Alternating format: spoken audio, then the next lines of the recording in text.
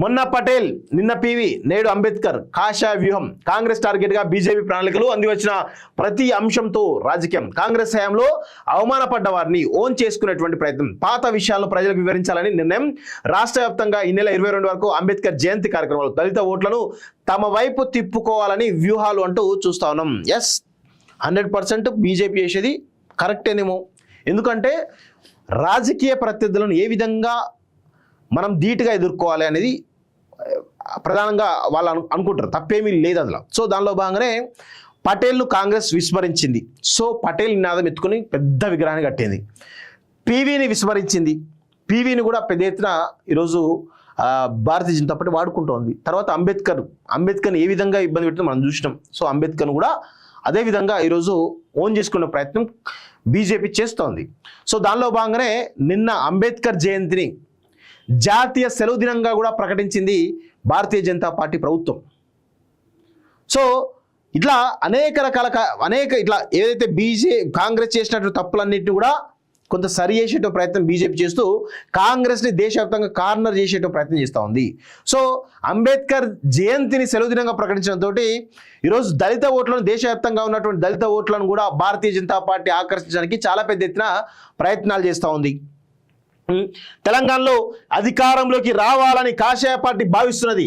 అంది వచ్చిన ఏ ఒక్క అవకాశాన్ని కూడా చేజార్చుకోదని యోచిస్తున్నది. అందుకే అన్ని వర్గాలను కలుపుకొని వెళ్ళడంపై ఫోకస్ పెడుతున్నది. వాటితో రాజకీయాలు చేస్తున్నది.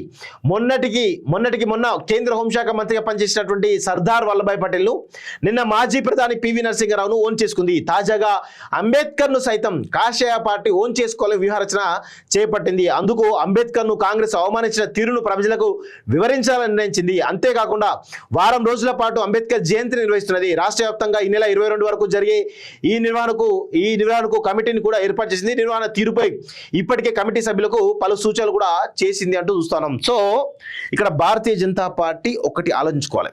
కొంతమంది హిందుత్వవాదులు అంబేద్కర్ను అవమానించే విధంగా చాలా జుగుప్సాకరంగా మాట్లాడుతున్నటువంటి అనేకమైనటువంటి వీడియోలు బయటికి వస్తూ ఉన్నాయి. వాటిని మీరు అదుపు చేయలేకపోతే, అంబేద్కర్ను మీరు గౌరవించకపోతే ఖచ్చితంగా భారతీయ జనతా పార్టీ మీరు ఎన్ని కార్యక్రమాలు చేసినా దళితులు కానీ అంబేద్కర్ వాదులు కానీ మిమ్మల్ని ఓన్ చేసుకోలేరు. ఆ విషయం భారతీయ జనతా పార్టీ గుర్తుపెట్టుకోవాలి.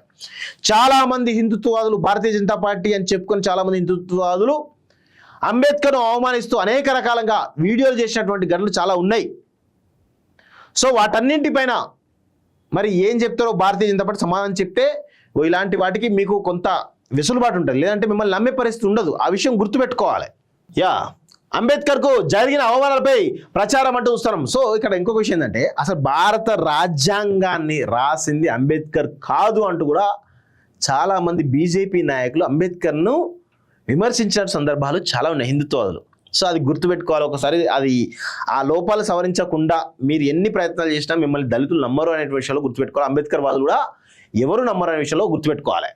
సో బీజేపీ జాతీయ నాయకత్వం పిలుపు మేరకు తెలంగాణలో ఏప్రిల్ 14 నుంచి 22వ తేదీ వరకు అంబేద్కర్ జయంతి నిర్వహించున్నారు. జయంతి ఒక్కరోజు ముందే అనగా ఈ నెల 13న అంబేద్కర్ విగ్రహాల శుద్ధి కార్యక్రమాన్ని బీజేపీ చేపట్టింది. దాంతో కలిపి మొత్తం 10 రోజులు వేడుకలు చేపట్టినట్లు అవుతుంది. ఆ కాంగ్రెస్ హయాంలో సర్దార్ వల్లభాయ్ పటేల్, పివి నరసింహారావు అంబేద్కర్కు తీవ్ర అవమానాలు జరిగాయని ఇప్పటికే కమలదళం విమర్శలు చేస్తుండగా దాన్ని రాష్ట్ర వ్యాప్తంగా ప్రజలకు వివరించేందుకు ఈ నెల 22 వరకు వేడుకలు నిర్వహించాలని ప్లాన్ చేసుకుంది. పక్కా ప్లాన్తో ముందుకు అంటూ చూస్తా ఉన్నాం. సో ఇక్కడ ఏం చేస్తుంది, ఈ నెల 22 వరకు వేడుకలు నిర్వహించే ప్లాన్ చేసుకుంది. వేడుకలు నిర్వహించే సమయంలో అంబేద్కర్ను కాంగ్రెస్ అవమానించిన అంశాలు ఒక్కొక్కటిగా ప్రజలకు తెలియజేయాలని భావిస్తున్నది. 1951లో హిందూ కోడ్ బిల్లు, సామాజిక న్యాయం, సాధికారత అంశాలపై అంబేద్కర్ అభిప్రాయాలతో నెహ్రూ విభేదించిన కారణంగా అంబేద్కర్ కేంద్ర న్యాయశాఖ మంత్రి పదవికి రాజీనామా చేశారనేటువంటి అంశాన్ని తెలియజేయాలని చూస్తున్నది. అలాగే 1952 లోక్సభ ఎన్నికల్లో నెహ్రూ నేతృత్వంలోని కాంగ్రెస్ కమ్యూనిస్టులతో చేతులు కలిపి అంబేద్కర్ను ఓడించడం, 1954 ఉప ఎన్నికల్లో స్వతంత్ర అభ్యర్థిగా పోటీ చేసినప్పుడు ఓడించడానికి కాంగ్రెస్ అభ్యర్థిని నిలబెట్టడం వంటి అంశాలు వివరించనుంది. అంబేద్కర్ మరణానంతరం ఆయన మృతదేహాన్ని ముంబైకి పంపగా ఆ విమాన ఛార్జీలను చెల్లించాల్సిందిగా కాంగ్రెస్ ప్రభుత్వం ఆయన భార్యకు కౌరు పెట్టిన అంశాన్ని కూడా ప్రపంచానికి తెలియజేయాలని బీజేపీ డిసైడ్ అయింది అంటూ చూస్తాం. సో కాంగ్రెస్ పార్టీ చేసినటువంటి అనేక పనులు కనబడుతున్నాయి. కానీ ఇక్కడ విషయం ఏంటంటే అంబేద్కర్ను కాంగ్రెస్ పార్టీ మోసం చేయొచ్చు కాక, కానీ భారతీయ జనతా పార్టీ చాలా ఇప్పుడు కూడా భారత రాజ్యాంగాన్ని రాయలేదు అనే అసలు సంబంధమే లేదు అనుకుంటూ ఆయన అవమానించినటువంటి పరిస్థితి ఇప్పటికి కూడా కనబడతా ఉంది. సో ఈ క్రమంలో మీరు ఎన్ని ఆరోపణలు కాంగ్రెస్ పార్టీ మీద చేసినప్పటికీ భారతీయ జనతా పార్టీ నమ్ముతారా అనేది కూడా ఒక క్వశ్చన్ మార్క్ ఇక్కడ. అది కూడా ఒకసారి ఆలోచించుకోవాలి. పక్కా ప్లాన్తో ముందుకు నిజాం నవాబుల చెరువు నుంచి హైదరాబాద్ సంస్థానాన్ని దేశంలో విలీనం చేయించడంలో అప్పటి కేంద్ర హోంమంత్రిగా పనిచేసినటువంటి సర్దార్ వల్లభాయ్ పటేల్ ఎంతో కీలకంగా వ్యవహరించారు. తెలంగాణ ఏర్పాటు తర్వాత విమోచన దినోత్సవం నిర్వహించకపోవడాన్ని ఎత్తి చూపుతూ కాంగ్రెస్ పై బీజేపీ విమర్శనాస్త్రాలు ఎక్కుపెట్టింది. అలాగే మాజీ ప్రధాని పివి నరసింహారావుకు జరిగిన అన్యాయం పైన విమర్శలు చేస్తున్నది. ఇదే క్రమంలో అంబేద్కర్ జయంతి నేపథ్యంలో వేడుకలు నిర్వహించి దళిత సమాజం మెప్పొందాలని ప్లాన్ చేసింది. ఇప్పటికే ఎస్సీ వర్గీకరణ అంశంలో కొంత సానుకూలమైనటువంటి దృక్పథం ఉండగా మిగతా వర్గాలను సైతం మచ్చిక చేసుకోవాలని భావిస్తున్నది. సో ఇట్లా మొత్తానికి భారతీయ జనతా పార్టీ అయితే ఒక ప్రయత్నం అయితే సీరియస్గా చేస్తూ ఉంది కాంగ్రెస్ తెలంగాణలో బలపడడానికి. అది మాత్రం కన్ఫర్మ్. దానిలో భాగంగానే వ్యూహాన్ని మొత్తానికైతే ఒక వ్యూహాన్ని రచించి ఆ వ్యూహంలో భాగంగా ముందుకు పోతోంది. కానీ అంబేద్కర్ను అవమానించిన సందర్భాలు చాలా ఉన్నాయి బీజేపీ నాయకులు. సో అది గుర్తుపెట్టుకొని వాటిల్లో కనుక మీరు కట్టడి చేస్తే ఇవి బాగుంటుంది అనేది మీరు బాగుపడుతున్నది నేనైతే చెప్పగలను. మొన్న పటేల్, నిన్న పివి, నేడు అంబేద్కర్ కాషాయ వ్యూహం, కాంగ్రెస్ టార్గెట్గా బీజేపీ ప్రణాళికలు, అందివచ్చిన ప్రతి అంశంతో రాజకీయం, కాంగ్రెస్ హయాంలో అవమానపడ్డ వారిని ఓన్ చేసుకునేటువంటి ప్రయత్నం, పాత విషయాలను ప్రజలకు వివరించాలని నిర్ణయం. రాష్ట్ర వ్యాప్తంగా ఈ నెల 22 వరకు అంబేద్కర్ జయంతి కార్యక్రమాలు, దళిత ఓట్లను తమ వైపు తిప్పుకోవాలని వ్యూహాలు అంటూ చూస్తా ఉన్నాం. ఎస్, 100% బీజేపీ చేసేది కరెక్టేనేమో. ఎందుకంటే రాజకీయ ప్రత్యర్థులను ఏ విధంగా మనం ధీటుగా ఎదుర్కోవాలి అనేది ప్రధానంగా వాళ్ళు అనుకుంటారు. తప్పేమీ లేదు అందులో. సో దానిలో భాగంగానే పటేల్ను కాంగ్రెస్ విస్మరించింది. సో పటేల్ నినాదం ఎత్తుకుని పెద్ద విగ్రహాన్ని కట్టింది. పీవీని విస్మరించింది.